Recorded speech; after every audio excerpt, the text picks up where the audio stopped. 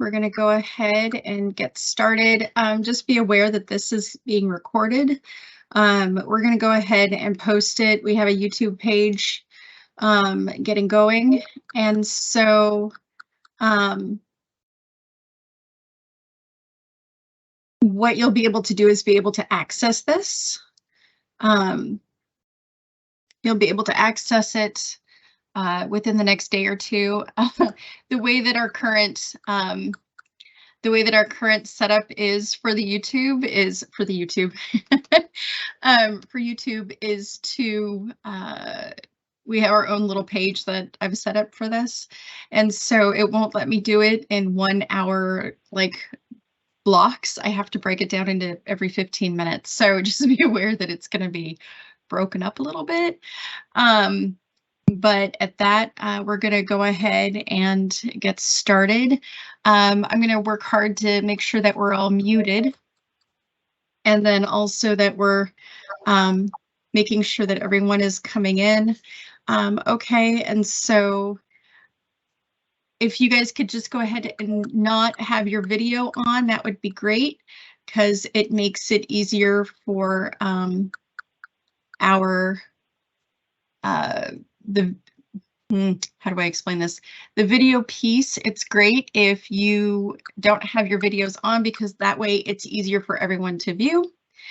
And then let's make sure that we're muting everyone. And so we're going to go ahead and get started at that.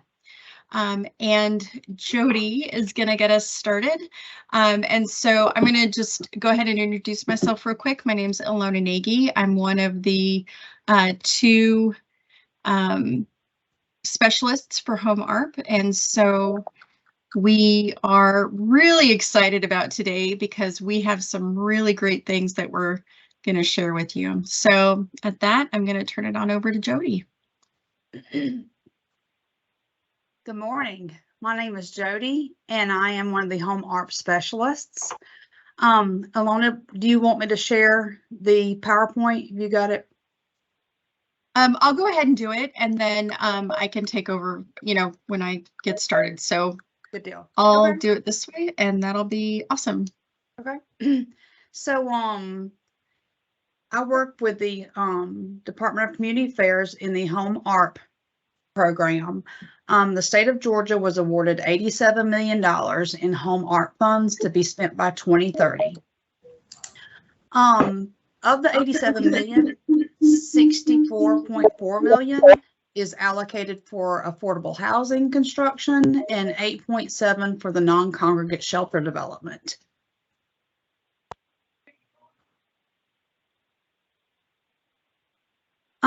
We need to look at housing as a continuum. Housing should be 30% of your gross income or less, and if you are paying more than that, you are grossly housing burdened. And our goal with these HOMEARP funds is to help the burden for families in Georgia. And of those families, we have some qualifying populations who would be, who are gearing these funds towards. Ready for the next slide? Yes, please. Okay. 70% of the units for the affordable rental housing piece need to be for qualifying populations, for residents who are 30% low income and less. And of the qualifying populations, we're looking at homeless, people who are currently experiencing homeless, who are at risk of homelessness, formerly homelessness, those that have a great risk of housing instability, people who may be fleeing domestic violence, sex trafficking, human trafficking, and of all those qualifying populations, if you're a veteran with one of those statuses. The annual applications for the LIHTC program will go out next year, and we're hoping the construction to be completed by September of 2030. We will go with the first round of the LIHTC housing, and then we will run it after until there are no more funds. The LIHTC portion can pay up to 100% of the HOMEARP units that are constructed, and developments must have rental-based assistance, project-based rental assistance to cover income residents.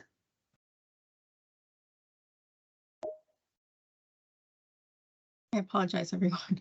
No, you're I'm good. just trying to bring up my chat so that way we can keep up with that. That's awesome, Jody. Thanks. You're welcome. So as Jody was talking about with the piece around housing as a continuum, this HOMEARP program is really around taking care of individuals who are in this emergency shelter transitional housing piece and moving individuals into the rental housing portion. And so the beauty of this particular program is it is around partnering the money with the tax credit program, but also establishing good emergency shelters that are able to serve a variety of different populations. So that is from groups that may be individuals as well as families. And so really being able to utilize those units with the non-congregate shelters for a multiple type of populations, which is really great. It offers our communities an opportunity to serve individuals who really do need some emergency shelter services and also may not meet the traditional homeless designations. And so again, for non-congregate shelter, they're private rooms or units, and they have a restroom. And they also have their own door. If there is a kitchen, it can be in the unit, or it can be it can be in another part of the location. It can be a congregate type kitchen. This is money for construction for new developments as well as acquisition and rehab of existing structures. And so this is something that I know that hotel motels and nursing homes and those kinds of transitions are really popular or have been for the last few years, transitioning hospitals specifically. I know that there's one in California. We had a church that was transitioned. Actually, we have it right now in Brunswick, and it's with the homeless services down there, which is awesome. And they have tiny homes down there, which is really cool. And so just know that this program cannot cover the operating expenses the way that we're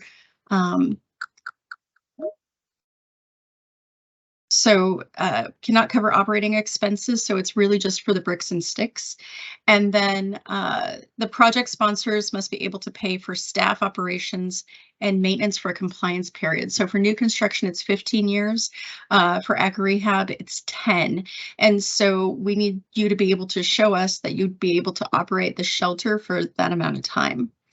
We did have a question come up. What is the chance all these funds will be pulled in the current federal negotiations over budget deficits? Well, thankfully it's a really great question. And so I'm going to have Samantha answer that question because I know that she's going to know a lot about that. So, Sam, do you want to go ahead and answer that? We also have Kelly, who answered the Georgia allocation is allocated and approved, so they will not be able to recapture it. Hi, can everybody hear me okay? Yep, we can hear you. Okay, great. We have discussed, we're closely monitoring the debt ceiling situation and our options should the federal government not be able to resolve their conflicts in time to deal with the debt ceiling. And we do not believe that the Congress is going to pull this money back.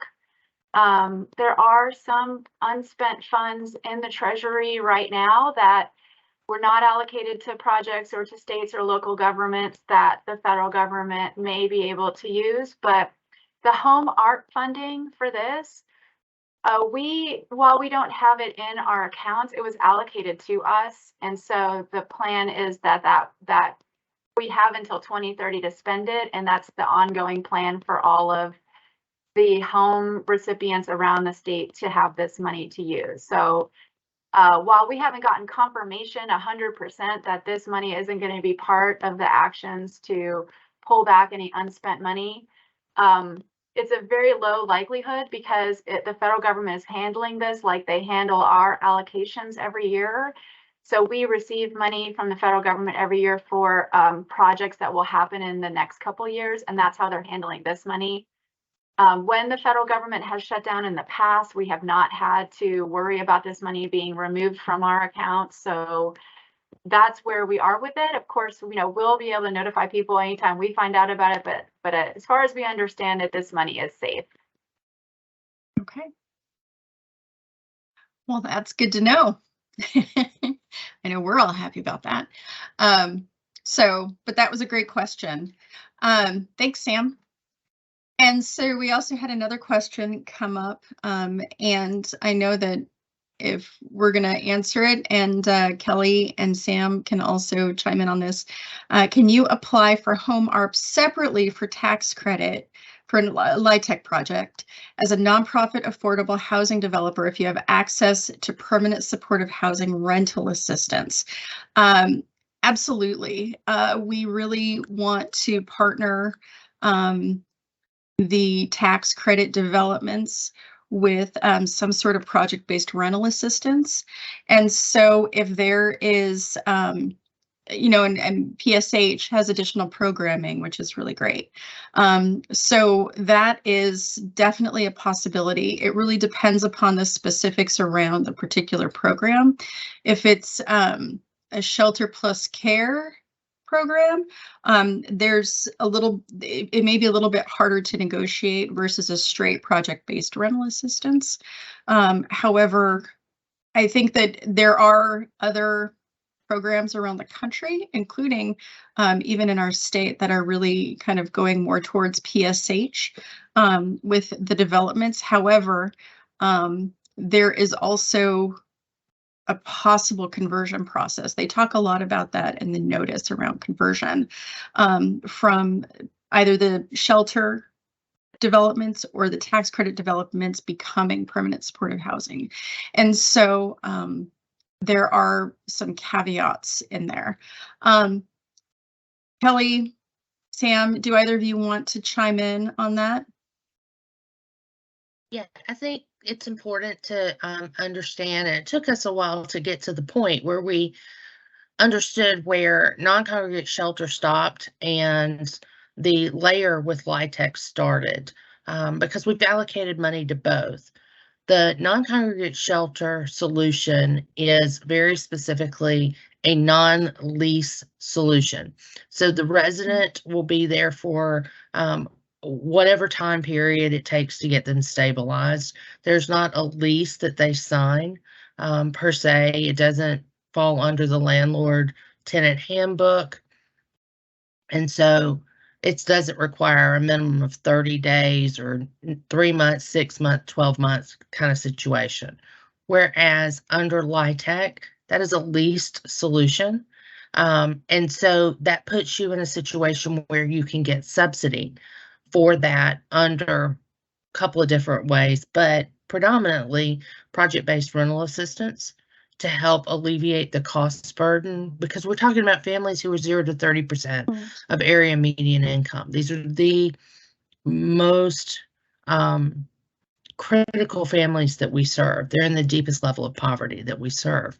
And so making sure that we have some sort of subsidy available to help the operating cost of maintaining the property while they live there, it's a very important aspect of HOMEARP on top of LIHTC. So when you're talking about the permanent supportive housing piece and that rental assistance, you're talking about any kind of voucher, you're really talking about the LIHTC portion of HOMEARP and not the non-congregate shelter portion of HOMEARP. The presentation today is very specific to non-congregate shelter. I'm more than willing to take your LIHTC questions. I don't mean it like that, but I want you to understand that we've geared the presentation specifically to non-congregate shelter. The LIHTC timeline is it'll be on the 2024 QAP. So we have a year to build that out and what that's going to look like. And we're starting to work on that now. And you'll see a lot of education opportunities getting pushed out in the fall from us to make sure that everyone understands what that layering on top of LIHTC is, because LIHTC is a monster of a program, both in terms of the amount of money we have access to, but also in terms of compliance and what it's going to take for us to build out this model of how we want to do wraparound services in a leased unit, permanent unit kind of model. So I hope that answered your question. Yeah. I think primarily it was around partnering something more oriented toward PSH. So I think it was more about the permanent supportive housing structure in a tax credit setting. And so that's the way that it was presented. But like Kelly said, this is something that we can really talk about in the future months. This is something that we don't have to stop talking about, because we do want to be able to spend the money in a way that helps a broad range of different housing opportunities, which includes permanent supportive housing. So I think that that is a really strong, there's just a lot of opportunity that we have with that $87 million. And LIHTC stands for the Low Income Housing Tax Credit Program, for everyone who's not aware of that. And so that is partnered with the tax credit program opens up kind of at the beginning of every year. And so that develops the affordable housing throughout our state. And we spend a lot of money on that. So, and time, it just opened up. The tax credits for 2023 were just, the final applications were just received last week. And so we're starting to review those for 2023. And the HOMEARP program with tax credits and rental housing are going to be extended, or not extended, but it's for the 24 tax credit season. So just be aware of that.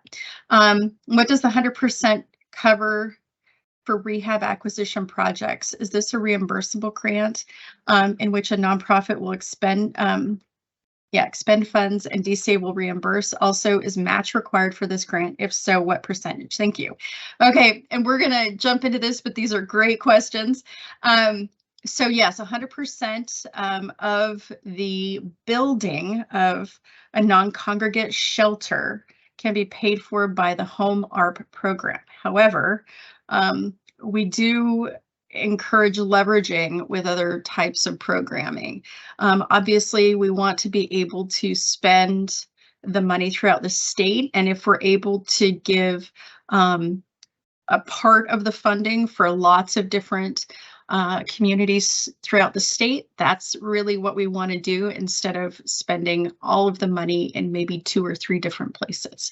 And so just be aware of that. However, there is not a match requirement. So this is not something that is like an ESG type grant, whereas you have to have that match in order to apply. That's not the case in this circumstance. You do not have to have a match. However, we are encouraging a leveraging of funding in order to ensure that we can fund as many programs and projects as possible. Also, is this a reimbursable grant? No, you guys, we would give the money and then you would spend it. So it's not the other way around, which I'm sure many of you are really excited about. So it's not a reimbursable grant. It's one that will give you the money and then you'll have it to spend. So, but again, this is for bricks and sticks. It is not for supportive services. And so will supportive services be an eligible activity for state HOMEARP funds? We are utilizing the supportive services in another type of area. We're not allowed to use HOMEARP funds when in the building that we are building. And so it's an either or kind of situation. So we are actually working on the non-congregate shelter piece as far as building the buildings. And so that is, that should kind of help you out there.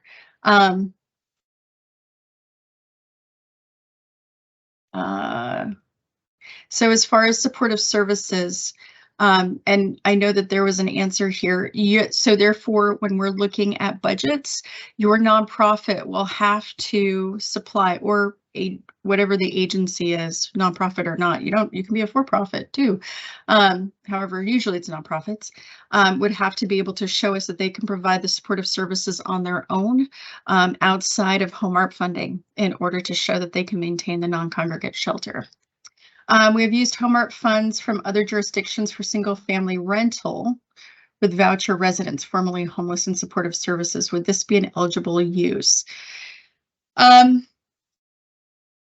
That is a really good question. I'm guessing it's a TBRA type situation, or TBRA program that we do have with HOMEARP is being extended toward the COVID relief funds in the CARES Act.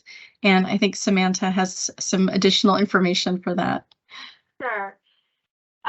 When we originally planned our allocation plan, we took a look at all the eligible activities that we could do under this grant, and we talked to stakeholders, and we talked within DCA's homeless assistance programs to find out what gaps to fill. And we did earmark some money for tenant-based rental assistance if needed to cover some folks who are receiving vouchers currently under some COVID relief money, so that if when the funds are no longer available, we could cover additional rent payments for them so that they would have some financing for their rent.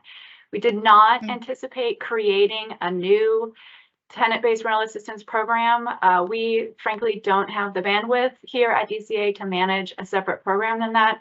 Our primary use of these funds, we wanted to build more units that were supportive housing, and so that those can exist in the rental ecosystem as supportive housing for people. And we wanted to supply what is a new concept and definitely a need, the non-congregate shelter units.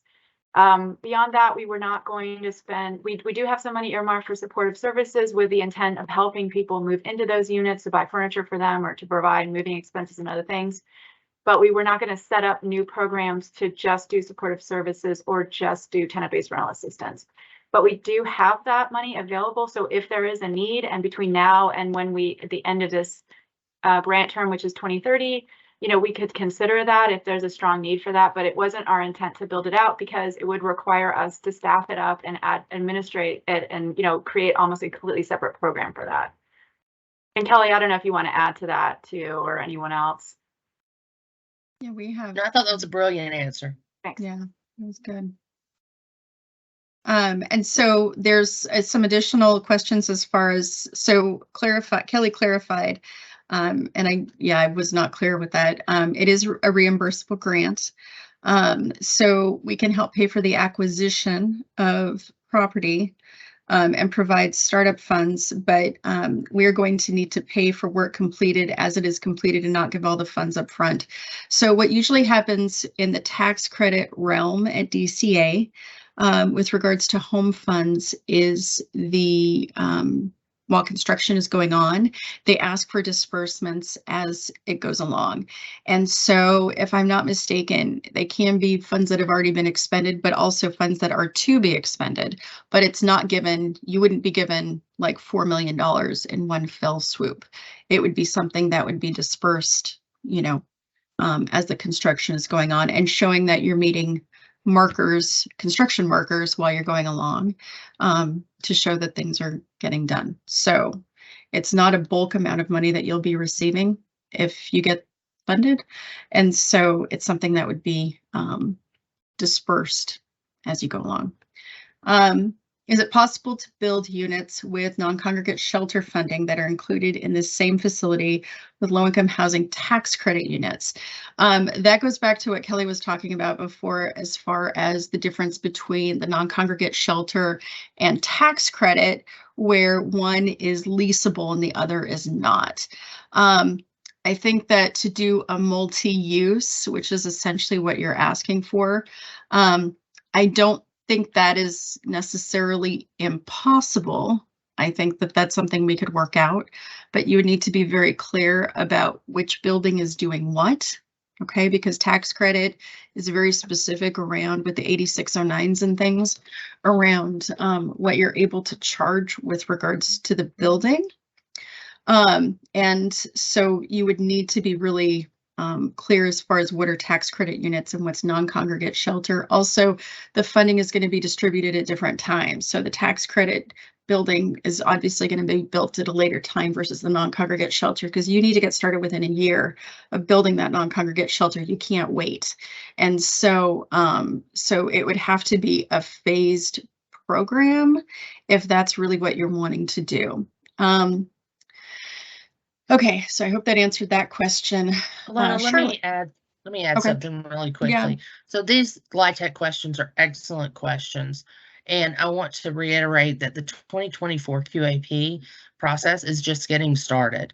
And that's where you're going to see all of these decisions being made, because HOMEARP is going to ride over the top of the 2024 QAP as a layer of funding for it. So the QAP will decide a lot of these very specific and unique situations that you're discussing. Do you want to put non-congregate shelter and LIHTC in the same place? Well, that is a specific form of LIHTC, and LIHTC would be the lead on that process. My recommendation is, and I will put it in the chat, that you participate in the listening sessions that are coming up, and that you discuss what your specific needs are and what you would like to see in this 24 QAP there, so that the QAP has options in it that are driving the HOMEARP portion of the layering. Until we know what's in the QAP, we can't tell you how HOMEARP is or is not going to be able to be layered over the top of it. That because of the compliance portion with the LIHTC, the QAP drives everything when you start talking about these leasable units. $65 million sounds like a lot of money, but when you're talking about building ADA compliant units under Davis-Bacon, it's not. And so the best way for us in Georgia to leverage those funds, especially considering we have a state tax credit, was to partner with the LIHTC program. And that is very specifically outlined in the Georgia plan. So the only leasable units that we have scheduled to be built under our HOMEARP plan are on top of the 24, 25, and 26 LIHTC program until the money runs out. So I'll put the listening session dates or the link to the listening session information in the chat. I would really, really encourage you to participate in those. Yep, they're coming up. And they're also sent out with the listserv that we just sent out too. So we have that included as well, Kelly.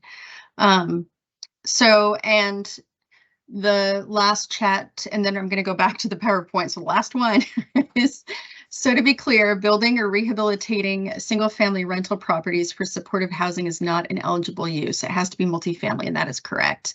It does need to be multiple units. So going back to the PowerPoint here, really it's that community-driven process. We really encourage everyone to be looking at the data. We encourage you to be looking at different populations as far as who you're serving, and then really partnering with a lot of groups in your area. So again, with the data, this is the whole program is based on the McKinney-Vento definition of homelessness. And so homeless and at risk of homelessness takes on a completely different view because it's through the eyes of the school system. And so homelessness includes people who are doubling up, living on couches, and those types of situations other than those not fit for human habitation, which is the traditional definition of homelessness. So just be aware of that. At risk of homelessness also takes on an additional piece as well. So just be sure that you're kind of taking a look at the data, the populations that are able to be served. It really does also broaden the amount of groups that we're able to help, specifically with non-congregate shelter. And so looking at justice and reentry, looking at individuals with intellectual and developmental disabilities, people who are in recovery for addiction. So this really, and veterans is another popular population that we've seen come through. And so really partnering and looking at the different populations that you're wanting to serve. That helps with referrals, and then partnering with those community partners who support those services. So DBHDD, Department of Community Supervision, your local nonprofits, such as the Salvation Army, different veterans programs, the DV shelters that are in the area. So really trying to, again, create that leverage piece, not only for referrals, but they may also have different ways of access to funding in order to do the shelter. Maybe different agencies can contribute to one particular location if it's in a small part of Georgia. And so we are totally encouraging collaboration and coalitions to support one particular building, because we know that in different parts of Georgia, the population may not be big enough to support, 10 units for homeless individuals. But if different agencies are all coming together for one location, that allows for a lot of additional supportive services, as well as potential funding support as well, and staffing for that particular location. So think about partnering. So the application, let's talk about the big stuff here, which I know y'all are here for. So for the non-congregate shelter, it is opening on June 15th. We talked about the end of May, but we wanted to give ourselves another 2 weeks just because we decided to take a different approach toward the application, which we're really excited about. It's going to be 3 months that we're going to be going through. Basically, it's going to be training on the application. So traditionally, what tends to happen, as I know most of you, if not all of you, are aware of, is oftentimes there is an application that's released, and then it's received several months later, and there's not a whole lot of direction for each part of that particular application. And if you're new to applying to this type of funding, it can be a little overwhelming. And so what we really wanted to do is really encourage all different agencies to be able to apply to this program, and not necessarily always depend on a particular grant writer or administrator, just because a lot of agencies don't necessarily have the money for something like that. And so we wanted to be able to partner the application with training, also known as technical assistance, but the definition of that is varied, and so we're just calling it training. So what we're going to be doing is we have a calendar where we're going to be discussing each part of the application at each time. We're also going to be encouraging everyone who's a part of the process to really do a lot of capacity building pieces in your agencies and with all the different groups a part of the development, to make sure that that you're focusing on, really wanting to get the non-congregate shelter to have all the pieces that it needs, including the internal, supportive services once it's built, and making sure that, you have all the referrals that you need. And this is a program that can outlast the compliance period of 10 or 15 years, that this could be a shelter that's around for the next 20, 30, 40 years. And so, so therefore, questions can be asked about the application during the trainings. We're going to have a quiet period for the non-congregate shelter. So for those of you who are still interested in tax credit or the low-income housing tax credit funding, you can still have the meetings with us. You can go on the booking site through our website and still make those appointments, but it would have to be tax credit based. It cannot be non-congregate shelter based. And so, okay, we talked about that point. So there's going to be 2 different submission dates. The first one, I'm going to show you guys the calendar in just a second. The first one is going to be at the end of middle of August, excuse me. So then that way we can go ahead and start doing the environmental reviews. DCA is going to take the cost of the environmental reviews. And so we want to make sure that you guys have the amount of time to do the procurement process if you're wanting to go ahead and reach out and get grant administrators and grant writers. We want to make sure that we can also see if you're environmentally sound and your land and the acquisition and everything, or if you're doing an acquisition and where you're going to be building is okay to be built upon. And so that's why we're doing the 2 different submission dates. Also, for those of you who may not feel like you can, you may not be ready, let me just put it that way, to receive funding at the end of our, of the application. If you want to go through this as a process to help build your capacity, and we want at the end of this for you to be able to take all the data and apply it to other grants. Okay, this is going to be a way for you to gather everything together, to talk with individuals who review grants and help. We're writing this based on a lot of other different grants too. So that way you can take this and use it as a place to house all your information in one place and then reuse it again. We want this to be a very supportive system, not only for this time, but in the future.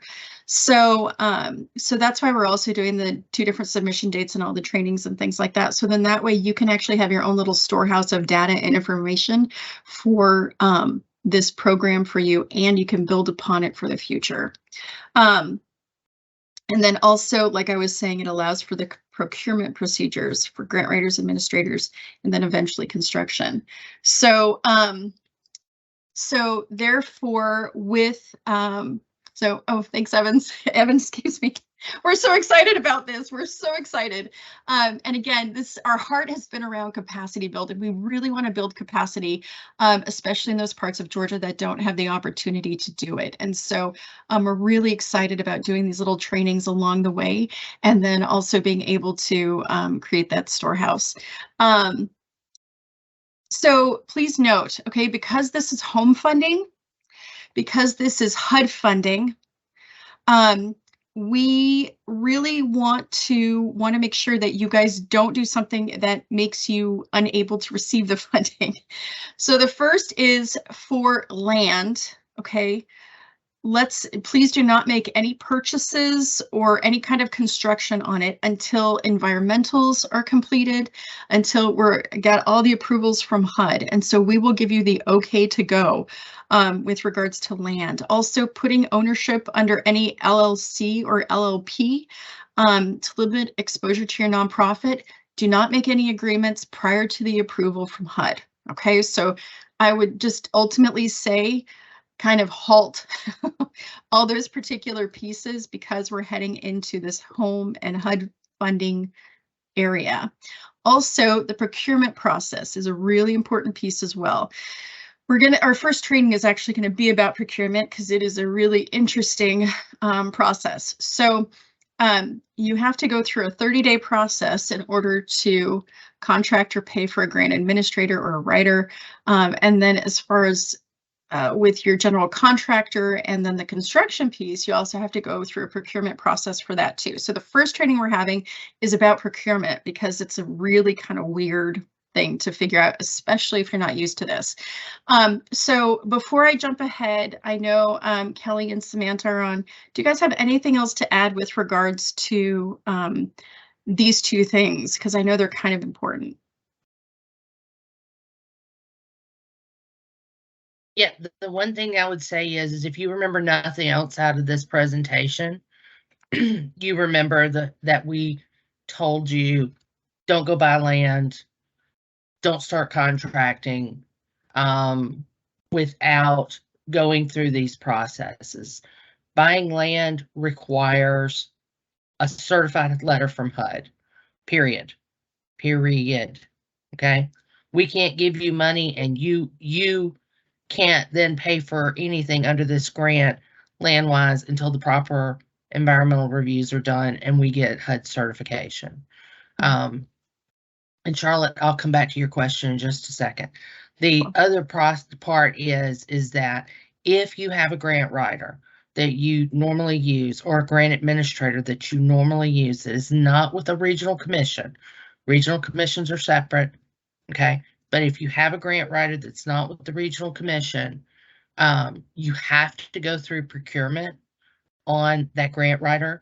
based on your procurement rules, but under 2 CFR 200, which is the statute.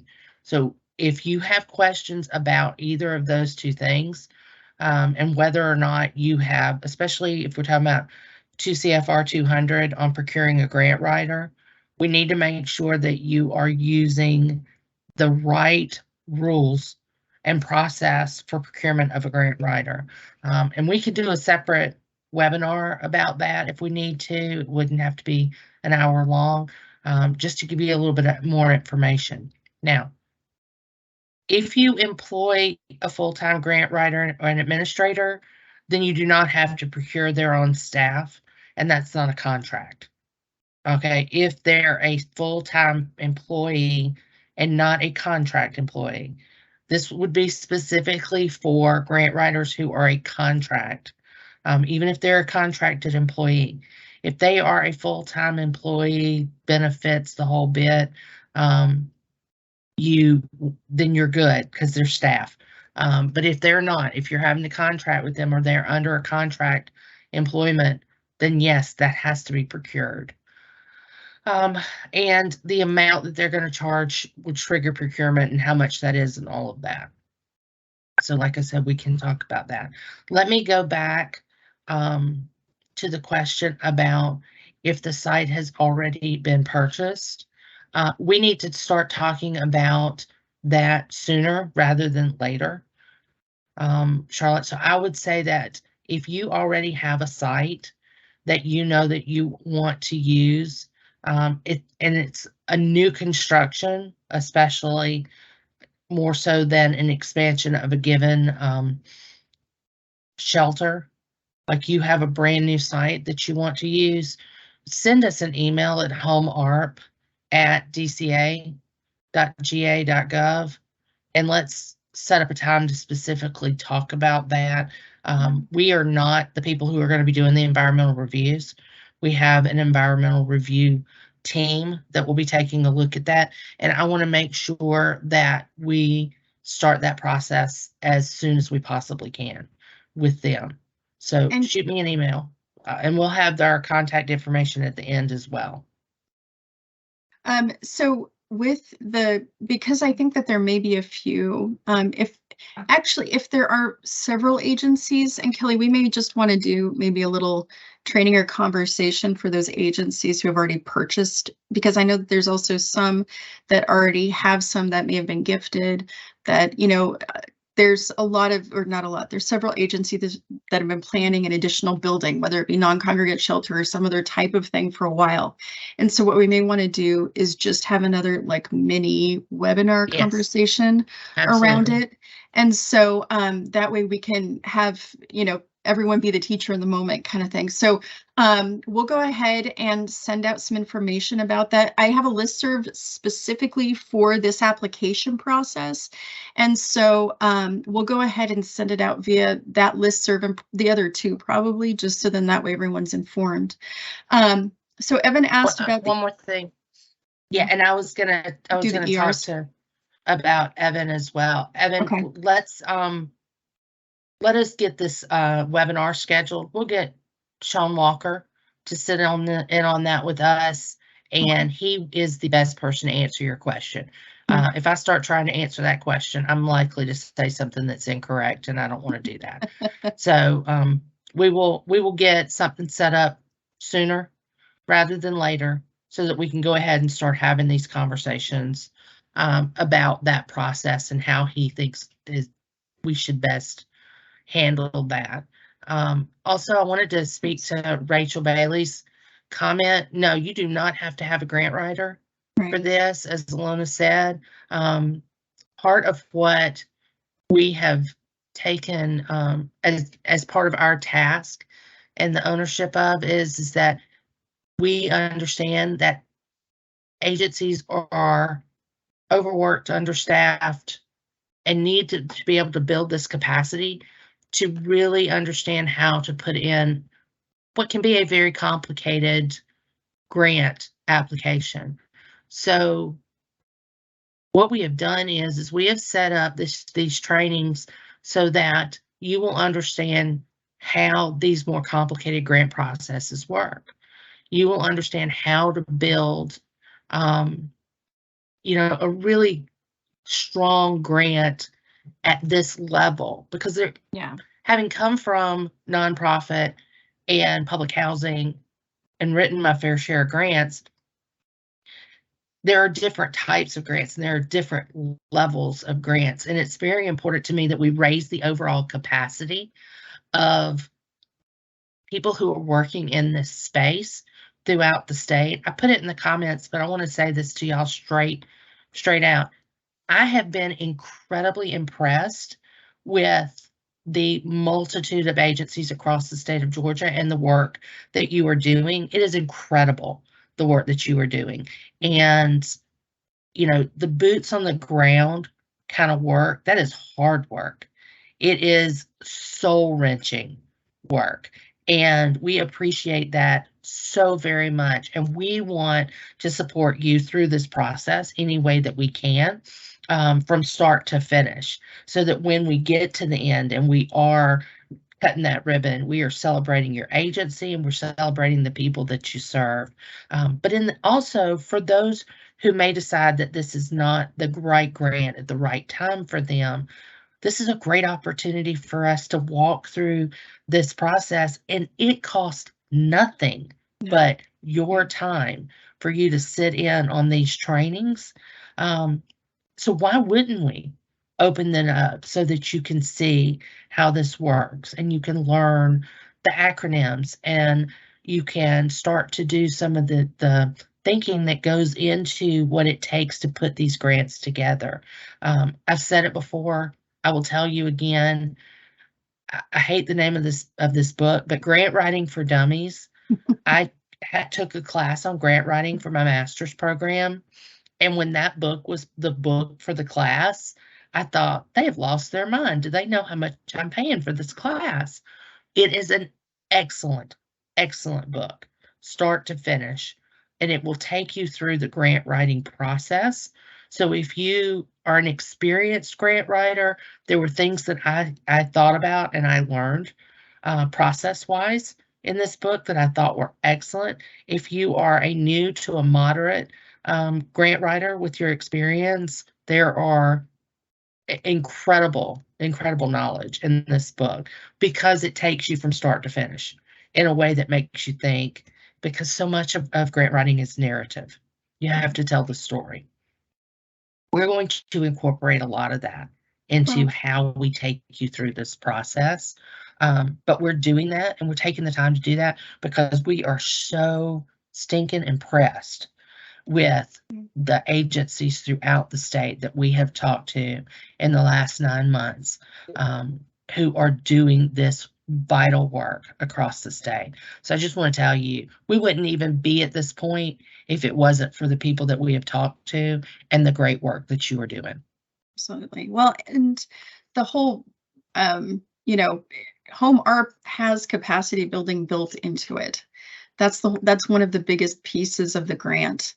And so in that frame, we really wanted to, I mean, when we were kind of putting together the NOFA, we kind of had that, you know, lightning bolt moment, and to make it into this, you know, like we've talked about, this capacity building opportunity, which is what the grant is all about.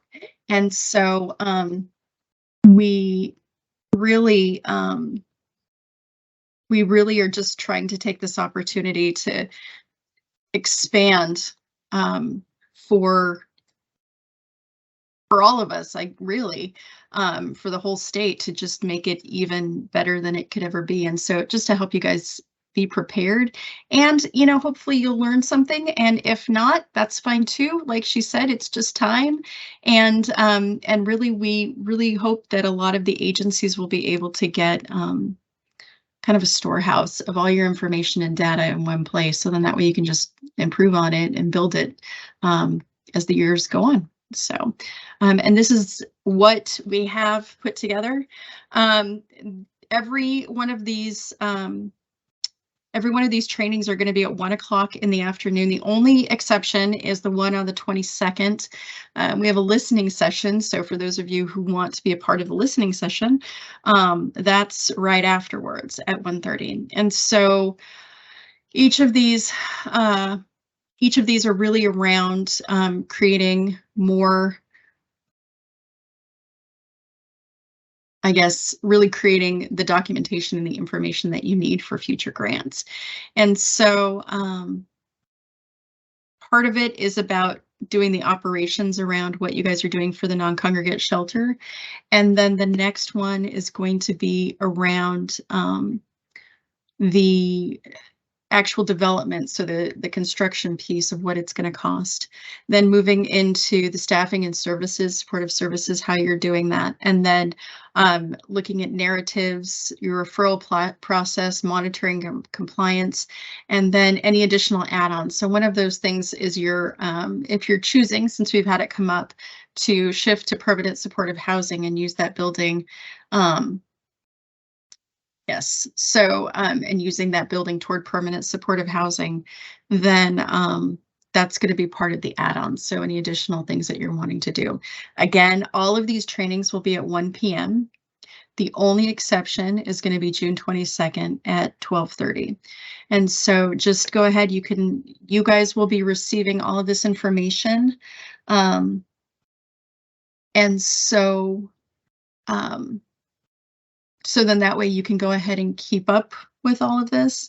Anything that's a submission date, those are due at the end of the day. So August 15th, it's going to be the end of the day.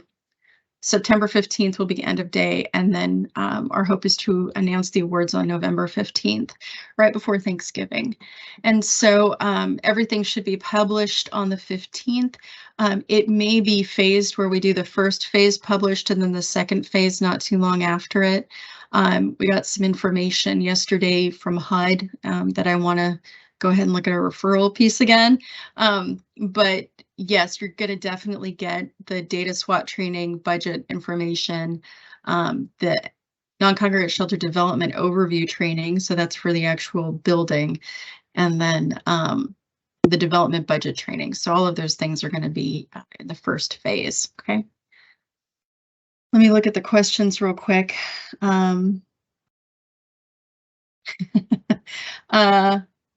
Yes. Okay. So just to let you all know, this is being recorded, and yes, all of this information is going to be published. So you'll be getting all of this information.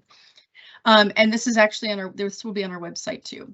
So things to consider before June 15th. Procurement, we just talked about that. So just really kind of, we're going to talk about the land piece as far as environmental reviews and things. So that's coming. So you'll have this presentation so you can click on all of these things, so just know that. Relocation, we talked with one location that actually is using one of the buildings that they have for, they're leasing it out to some businesses actually. And so because again, this is home funding, it's HUD, URA, or the Uniform Relocation Act, does apply. And so the HOMEARP funds can pay for relocation, but you need to make sure that you are paying for everything you need to pay for. So there are relocation costs, both for people who are living in homes, you know, apartments, those types of situations, even hotels, motels, or if it's a business, you're going to have to relocate that business. And so we have 5 minutes left, so I'm going to go through this a lot quicker. So just be aware that even if it's a business, you'll probably have to put in costs for relocation. Okay. Next, construction. You need to be aware that all of the developments are going to be responsible for Section 3 and MIBI-WIBI, which is Minority Business Enterprises and Women Business Enterprises. Okay, so Section 3 is around being able to, that's going to be having payroll that you're going to have to report. Let me go back, actually take that. I think they're just I think you just send payroll, if I'm not mistaken. And again, Sean will be able to answer all of these questions. But Section 3 reporting. I can step in and explain these too, if you like. Great, thanks. Yeah, that'd be great. Sure. So for the three, there are three labor relations or employment opportunity requirements. Minority-owned and women-owned businesses, because these are HUD funded, you are obligated to have an outreach plan, and we have materials to help you with that to try to encourage the participation of minority-owned and women-owned businesses. You're also required to do a similar outreach plan for Section 3, and Section 3 means basically providing employment opportunities and business opportunities to Section 3 residents, who are people who are low income or who live in public housing, or Section 3 businesses, which are businesses that are either owned by or employ low income people or people who live in public housing. So we do have guidance for you on how to meet those objectives to try your best to provide employment opportunities and business opportunities for those groups. And then Davis-Bacon is the rule that requires that federally funded projects pay a decent wage that is set by the federal government for different employment types. So for example, they'll have a wage rate for what carpenters are paid in your county, and you will need to make sure that the subcontractors are paying that rate. So if you're building 12 or more units, now if you're not building 12 or more units, the Davis-Bacon rules do not apply. And that's helpful because it does require a kind of capacity on the general contractor and the subcontractors to provide those certified payrolls. It is a bit of a learning curve if they're not used to it, although some firms who do this kind of work all the time are very familiar with it, but it does add extra time and cost. So it's only required if the Davis-Bacon part, the weekly payrolls are only required if you're doing 12 or more units. The MEBI-WEBI and Section 3 requirements are required for all projects. And also like Sam was saying, with Davis-Bacon, it is going to be potentially more cost for your construction if you have 12 or more units, just because of those pay, the pay amounts. And so that would be required in your budgeting to have a consideration if you do have 12 or more units. So for those of you who are thinking of having larger developments, that really needs to be a consideration as far as the cost. So, yeah. Okay, cool. We only have a few minutes left, so I'm going to try and get through the rest of this. So start preparing your data. When we release everything, there is going to be a pretty big data component to prove you guys who you're serving and why. And so really getting your organization's database, making sure all the information is matching, any partnering organizations in their databases, the state information that we have, not only from DCA, but other agencies, university websites, the McKinney-Vento data, as well as your census data. And so if you want to share your need, go ahead and take your McKinney-Vento numbers, and then subtract your point in time count. And then that should really show the gap of where there's a need. Okay. Start gathering your community assets together, your agency board, your local community leadership, looking at your zoning to make sure that where you're building, you can build there. And if you can't, if that needs to be, if you need to talk with some individuals in your community, such as your county commissioners or your city planners and those types of groups, in order to make sure you have the right zoning, and then funding supports. So start your SWOT analysis, looking at your strengths, your weaknesses, opportunities, and threats. These are actually going to be a part of the application process. So if you guys want to get started early, there's plenty of information online around SWOT analysis and some questions that you can be asking for your agency. And it really is around building that non-congregate shelter. Okay, and preparing your agency for that, and then looking at a SMART analysis. And so these are big buzzwords as far as being specific, measurable, achievable, relevant, and time-bound. And so this kind of gets you going really to define not only just yes, we want to build a non-congregate shelter, but really getting to the why and making sure that everyone is really kind of in that mindset together. And then finding your gaps. We also talked about the gaps with the McKinney-Vento minus point in time count equals that data piece. So there's also some parts there for you to acknowledge the gaps. I'm going to leave this up here for a minute. This here is the application listserv.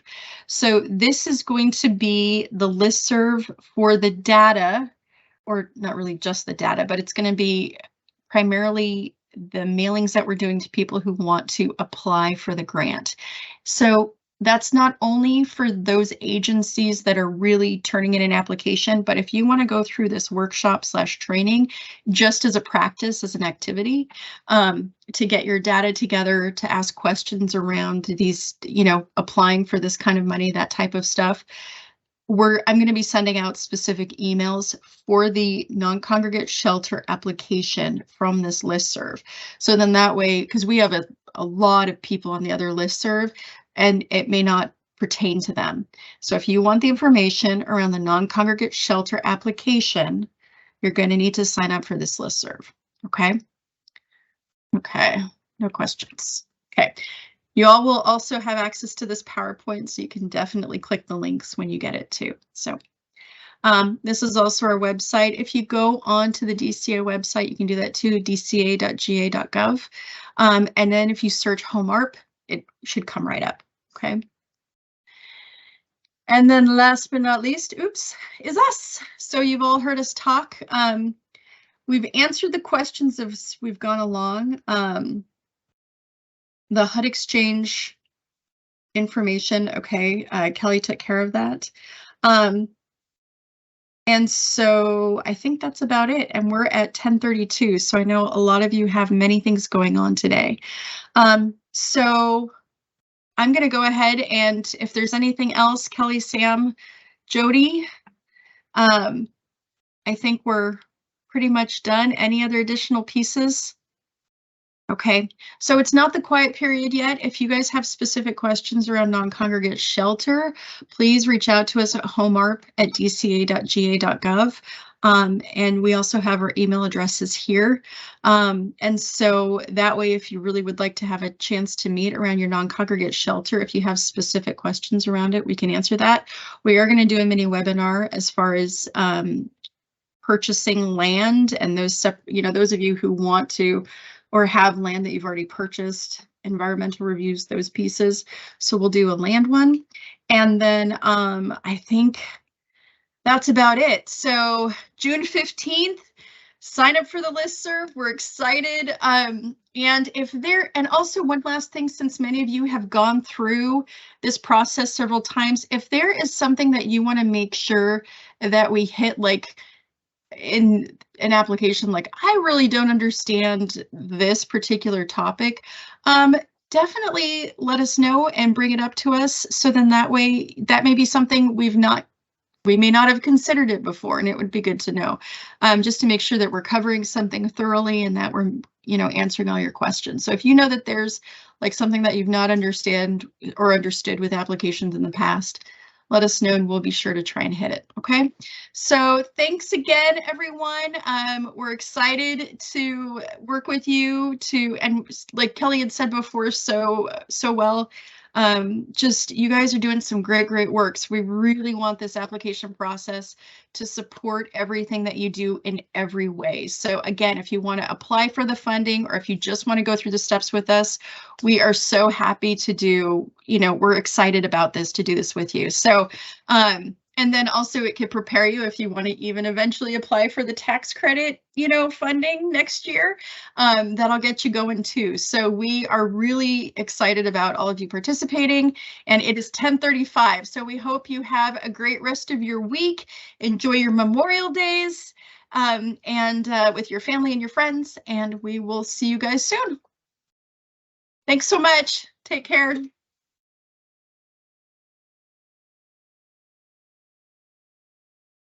Bye.